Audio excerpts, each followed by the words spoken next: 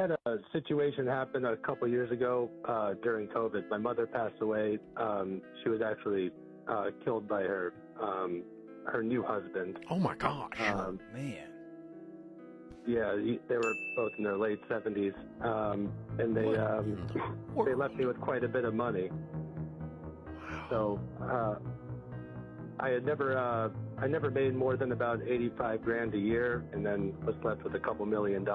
And I hope I've been doing the right steps with what I've done with it. I just wanted to get mostly some reassurance that I've been doing the right things, or what you would recommend moving forward with this. Oh my gosh. How have you navigated the last few years with the loss of your mom? The first year wasn't too well.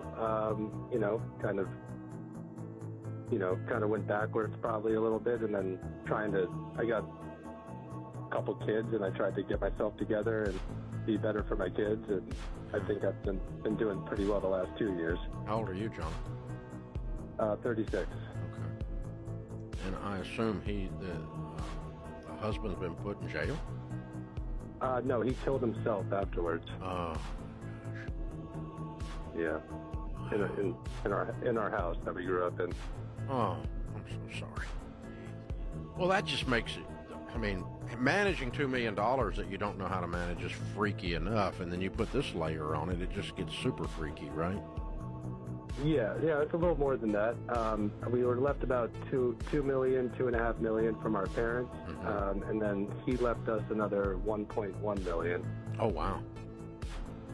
Which we weren't expecting. We didn't know that we were written into his will. Wow. Does that money feel weird, or are you happy to spend it? I wouldn't say I've spent it. I've used most of it to live off of the last couple years from the new husband. He left us 2 IRAs, a traditional IRA and a Roth IRA. So I've been pulling. All right, let me get past all the great, and just answer your question. So how much money do you have today?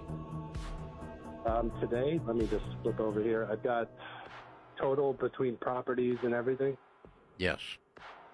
I would say about $3.5 million. Okay. All right. And you're still working, making 80. No, I haven't been working since the day she died. Oh, wow. Okay. What did you do for a living? I worked in restaurants mostly, bartender, sommelier, and server.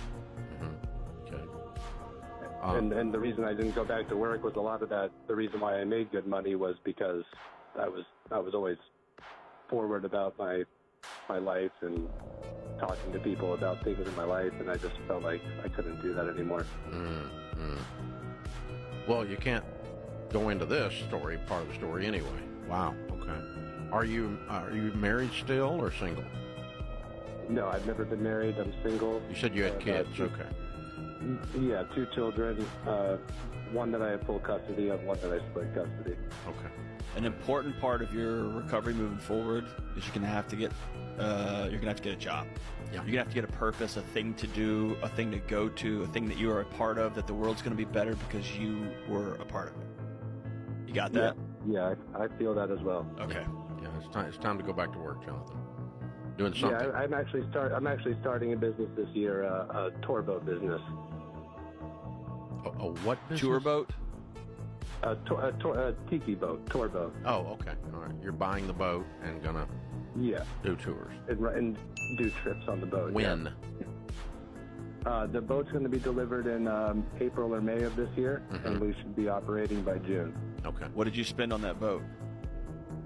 $220,000 total.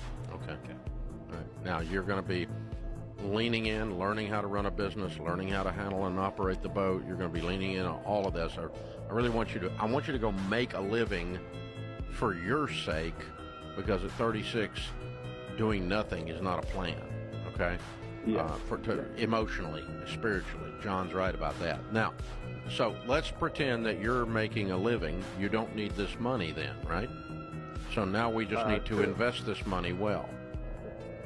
Yes. Okay. Jonathan, I buy 2 things for investments. The first thing I tell people, and I was with a bunch of wealthy people this weekend, do not put money in something you don't understand. Don't do it because I do it. Don't do it because somebody else says to do it, or you read an article once. That's a nightmare way to lose money. Put money in something you understand. Now, that may mean you need to go to school a little bit by sitting with an investment advisor and letting them teach you. But I buy real estate that I pay cash for because I like the real estate business. I've done that already. Okay. And I buy mutual funds. And that's all I buy. Okay. I've got about total about 1.8 million in real estate. Okay. And it's making money, right? I have one house that's going to be worth about 1.2 million, and I'm planning on renting that. Mm-hmm. Gonna be. When? Why is it not worth that now? It's about to be finished being built, and I think in March or April of this year it'll be done. Okay.